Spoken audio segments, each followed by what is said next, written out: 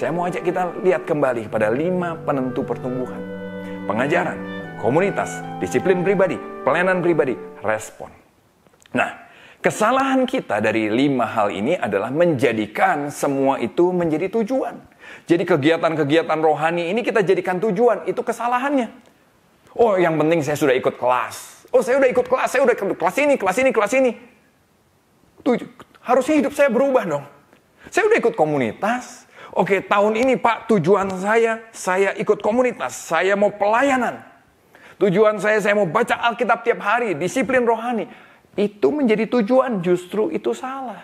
Ini bukan mantra yang bisa mengundang berkat dalam hidup saudara dan saya. Atau mantra yang menghalau bala. Kalau kita lakukan, maka yang jahat diusir dari hidup kita. Bukan.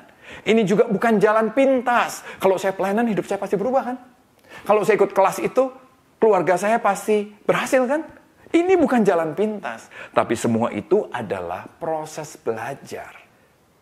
Bukan yang penting ikut kelasnya. Oh, saya sudah kebaktian, Pak. Bukan kebaktiannya. Tapi pertanyaannya ini, apa yang dipelajari dari kelas itu? Apa yang sudah pelajari dari kebaktian ini? Kalau sudah nggak belajar apa-apa, itu bukan proses belajar. Makanya gini, nanti kita akan kecewa. Kita akan bilang, saya sudah gini, sudah gitu, kok hidup saya nggak berubah? Iya, karena kita pikir itu jalan pintas. Justru ikut kelas, pertanyaannya gini, apa yang kita pelajari dari situ? Apa yang saudara dibukakan oleh Tuhan di situ? Waktu saudara menjadikan semua itu menjadi proses belajar, proses pemulihan, maka saudara akan melihat campur tangan Tuhan secara nyata dalam hidup saudara dan saya. Begitu juga, Pak, saya sudah baca firman tiap hari loh, Pak. Percuma ah. Iya, baca firman cuma kejar omset. Pertanyaannya gini, udah baca firman? Udah. Merenungkan apa tadi? Jadi bukan programnya yang menjadi tujuan, tapi justru itu semua menjadi alat untuk kita belajar.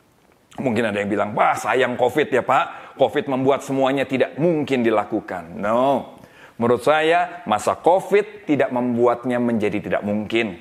Masa COVID ini justru mendorong saudara dan saya untuk mencari bentuk alternatif untuk terus bertumbuh. Dulu kita nggak pernah worship dengan online kan? Tapi sekarang kita tetap bisa worship dengan online. Kita ada kumpul worship sama-sama, doa bersama. Nah, jangan waktu worship bersama, doa bersama, kita sibuk yang lain. Terus kita bilang, loh saya sudah doa bersama kok Tuhan nggak tolong. Loh, saudara. Waktu doa bersama mungkin sudah makan siomay, makan bakso sambil nonton film Korea. Tapi handphone nyala tentang doa bersama. Saudara, ayo belajar, kita ikut pembinaan online, worship, doa bersama secara online. Bentuknya boleh berbeda, tapi disinilah kita bisa melatih diri kita untuk punya disiplin pribadi. Justru masa COVID ini akan membantu saudara dan saya membangun kedewasaan yang sejati. Yang gak ditipu dengan banyak kamuflase yang lain.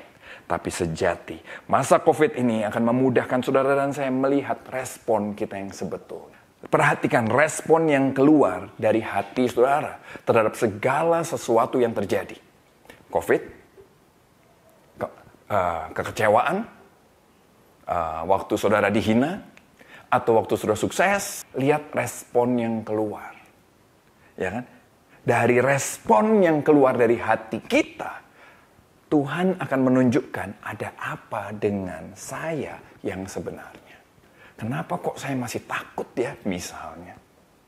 Kenapa kok saya masih begitu khawatir sampai bisa bangun subuh-subuh dan keringetan semua? Ada apa dengan saya? Orang lihat saya pendeta pasti dia percaya, pasti dia beriman. Tapi saya lewat respon yang keluar dari hati saya bisa tahu ada apa dengan saya yang sebenarnya. Ada orang yang mudah sekali jatuh dalam dosa. Itu pun juga keluar. Nah, kalau saudara dan saya dewasa secara emosi, dewasa di dalam Tuhan yang sesungguhnya, maka Galatia 5 ayat 22-23 akan terjadi dalam hidup kita. Hidup kita akan mengalami buah roh, kasih, sukacita, damai sejahtera, sabar, kemurahan, kebaikan, kesetiaan, kelemah lembutan, penguasaan diri. Tidak ada hukum yang menentang hal itu. Saudara akan menikmati hidup ini kalau kita mau dipulihkan sama Tuhan.